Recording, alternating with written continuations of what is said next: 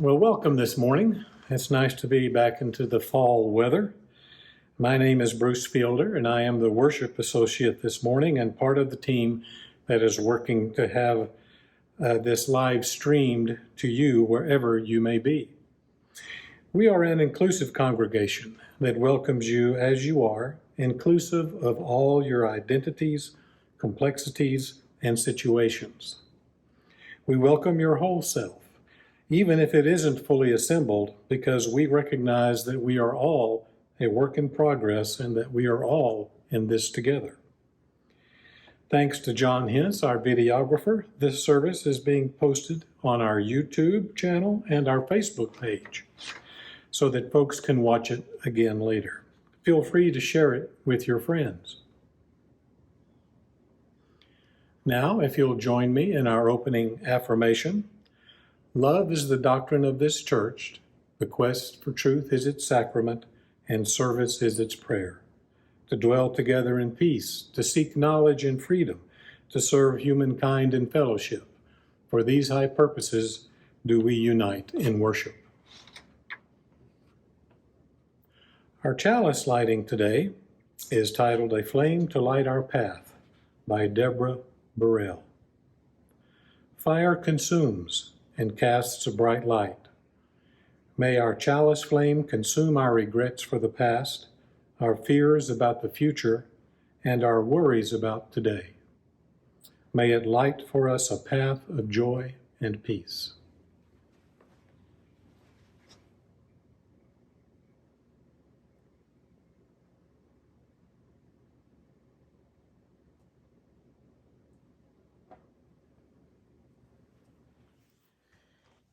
Hi. The last time we talked together, I read some portions of a book about different people, and they exhibited different specific qualities.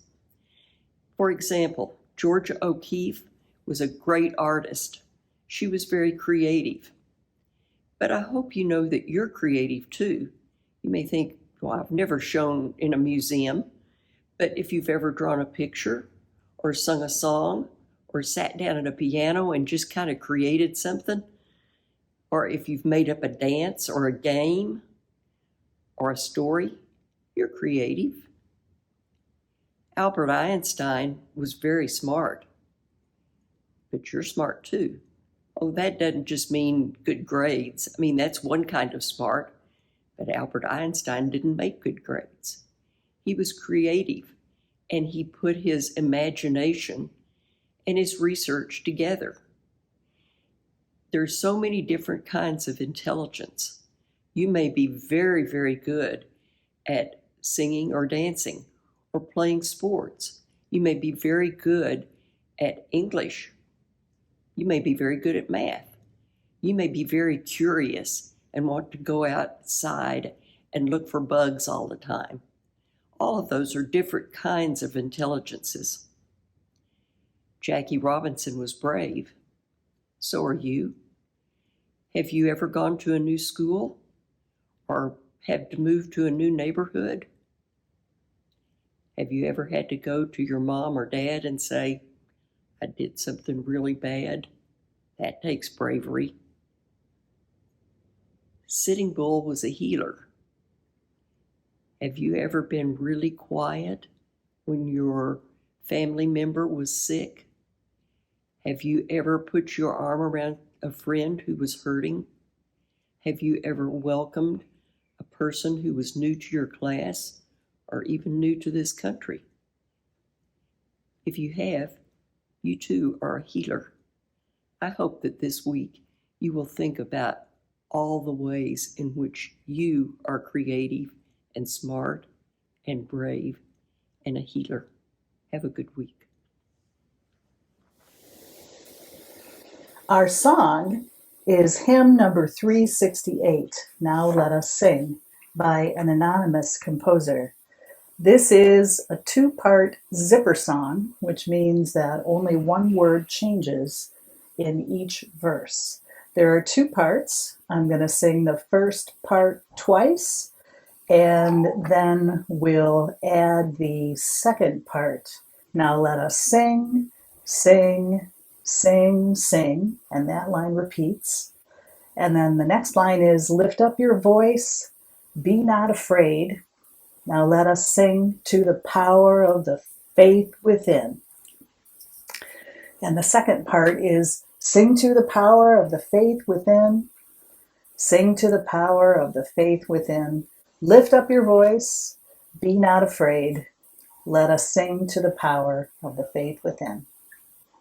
Let's go. Yeah. Now let us sing, sing, sing, sing. Now let us sing, sing, sing, sing. Lift up your voice, be not afraid. Let us sing to the power of the faith within. Now let us sing, sing, sing, sing. Now let us sing, sing, sing, sing. Lift up your voice, be not afraid.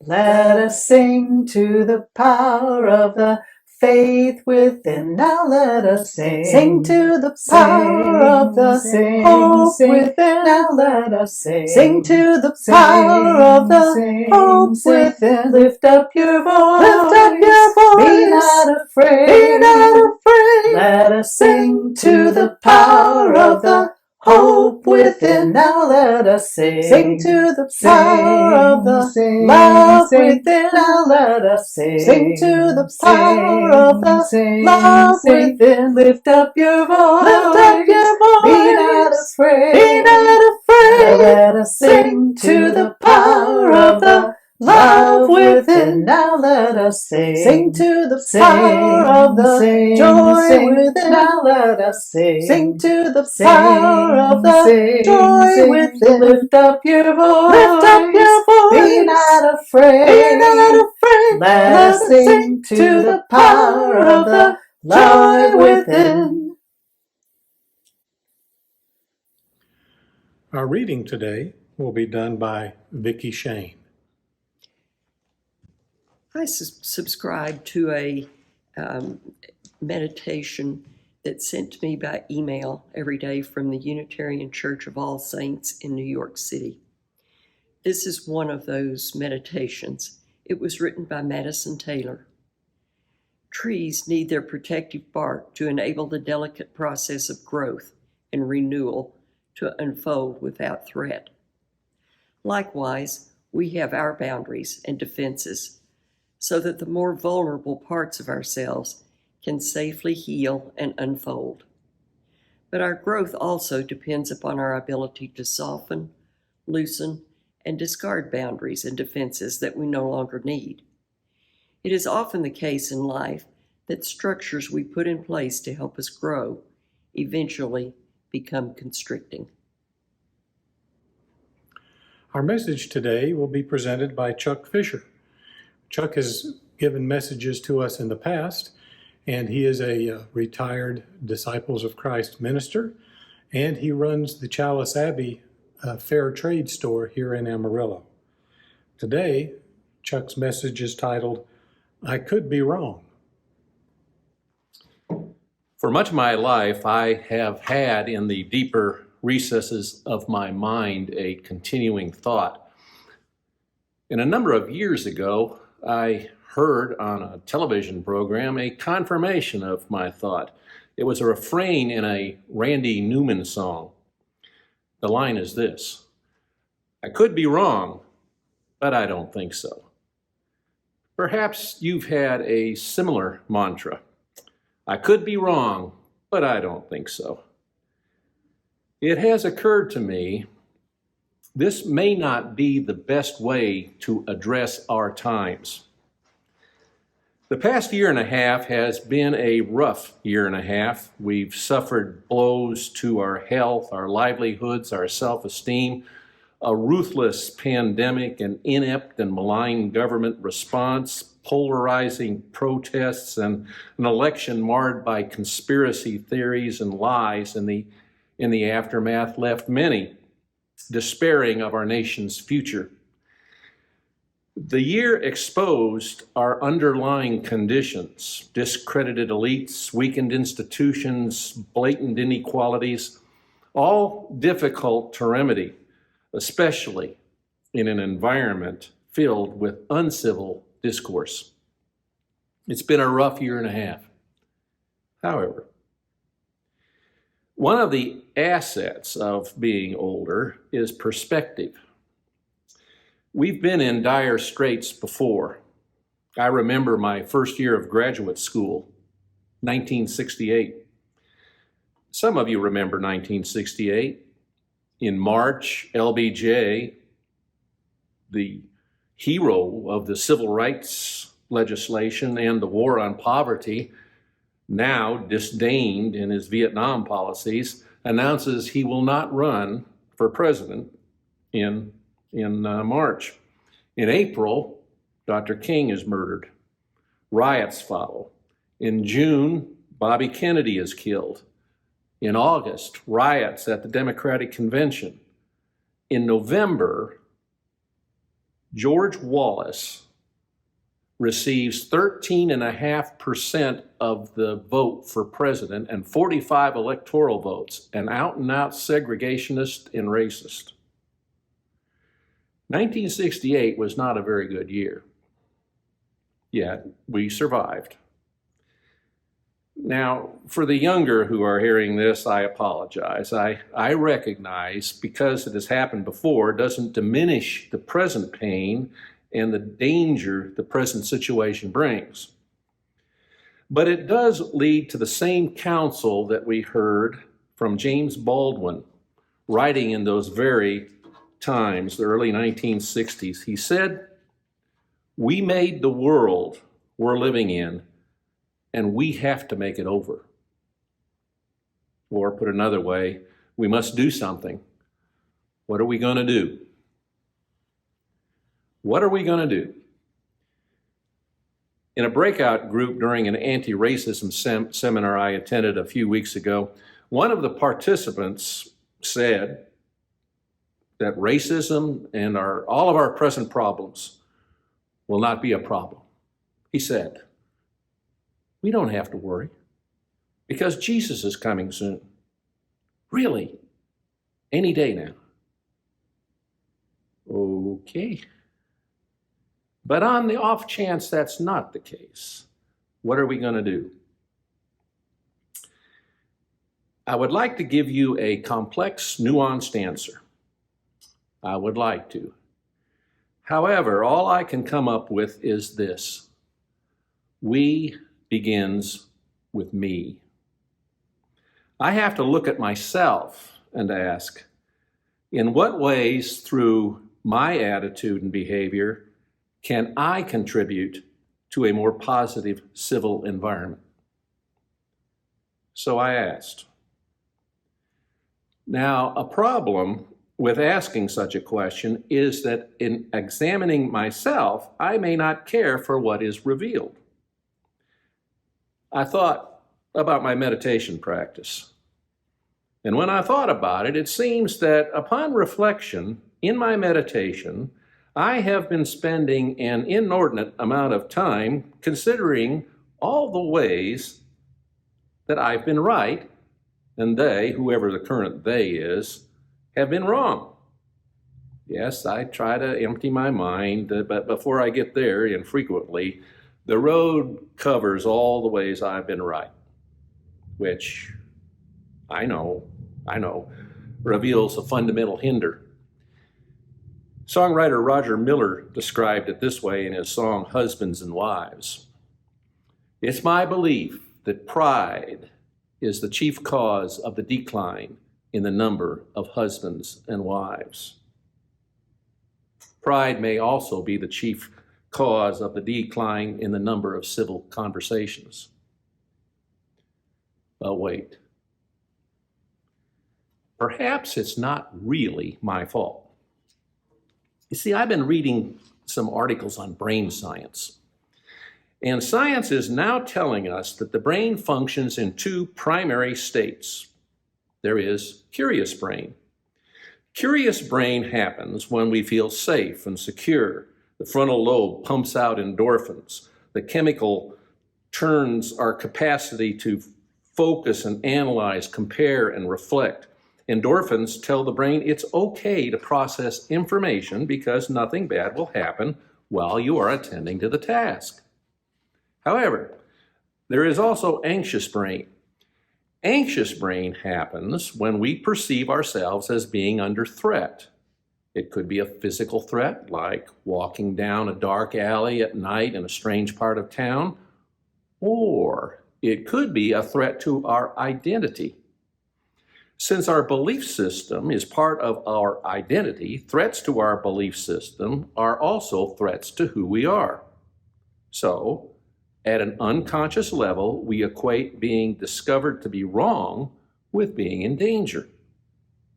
In other words, it's the chemicals in my brain that keep me from recognizing and admitting when I'm wrong. So, see, I'm off the hook. Or not. What can I do? Serendipity. A few weeks ago, my wife gave me a flyer given to her by Jenny Izzarello. It was about a High Plains public radio program, One Small Step. One Small Step is an effort to reconnect Americans, one conversation at a time. In collaboration with national nonprofit StoryCorps, participants are invited to meet with someone new, a fellow resident with very different points of view from you, someone who you might not talk to otherwise. You do this for a simple, personal 50-minute recorded conversation. Now, here's how the program is described. Do you believe we have more in common than what divides us? Have a conversation and see for yourself. One small step conversations are not to debate or convince. They're simply a chance to break the ice, to talk about who we are as people, what we care about, and our dreams for the future. Ask and answer questions like, who has been the most influential person in your life? What did they teach you? Is there someone you disagree with but still love or respect? What are your fears or concerns about the future of our country? One small step helps us move beyond labels like Democrat and Republican and into the life experiences that shaped how each of us sees the world. So I signed up. And Saturday before last, I had a great conversation with a fellow named Ray. He's from Garden City. Now, as described, Ray and I were quite unlike. We began by introducing ourselves politically. We were asked to do that by the moderator. Now, you'd think that would be a rather precarious place to begin. He went first. Ray grew up in Garden City, had been the city mayor, state legislator, a lifelong Republican. He voted for Trump in 2016. My turn. I, on the other hand, grew up in Southern California and consider myself a progressive Democrat. I did not vote for Trump. Now, where will the common ground arise? Amazingly, here. As I was describing my political background, I said, in the primaries in 2016, I voted for Bernie Sanders. I really like Bernie. And then Ray says, Bernie Sanders? I don't agree with hardly anything Bernie Sanders believes, but I really like Bernie Sanders. He doesn't change with the wind. He believes what he believes and he sticks to it. And with that commonality, we went on to find other points of agreement, or at least points we could politely ponder. We're living in precarious times. What can we do? I know for sure only this. It begins with me. I can, through my attitude, behavior, I can contribute to a more positive and civil environment. I could be wrong, but I don't think so. At this time in our service, we recognize the joys and concerns of our community and our fellowship. We don't have any specific joys and concerns to share today, but I would like to light a candle for our participation in the Women's March, which took place yesterday in honor and to support women's reproductive rights across the country. And it took place not only here in Amarillo, but in cities all across the country. And I will light one final candle for all the unspoken joys and concerns in our fellowship.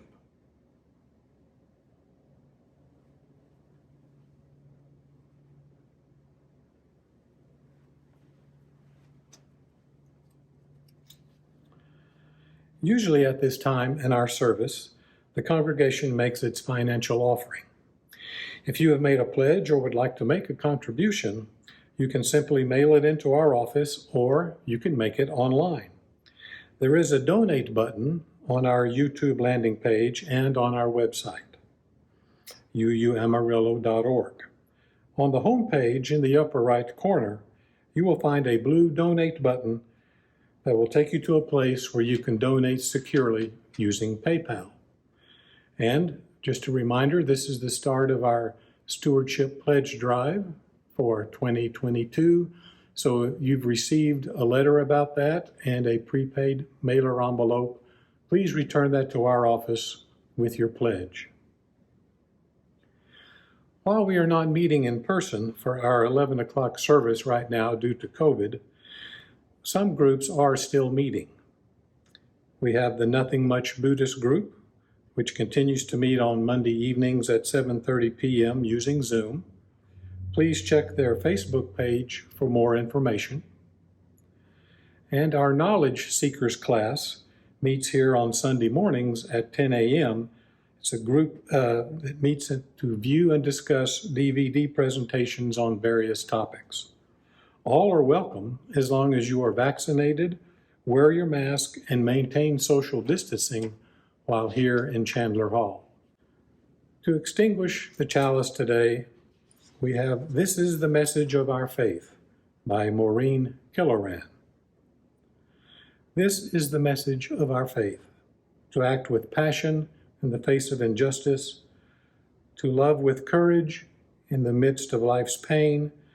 This is the meaning of our chalice flame. May it empower our hearts until we are together again.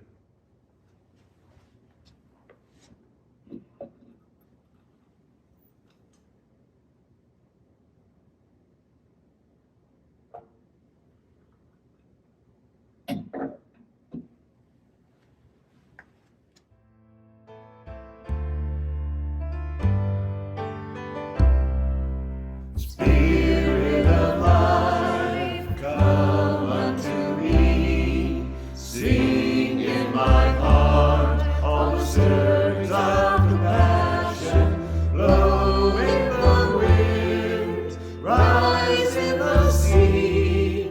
Move in the hand, giving life the shape of justice. Roots hold me close, wings set me free. Spirit of life, come to me, come to me.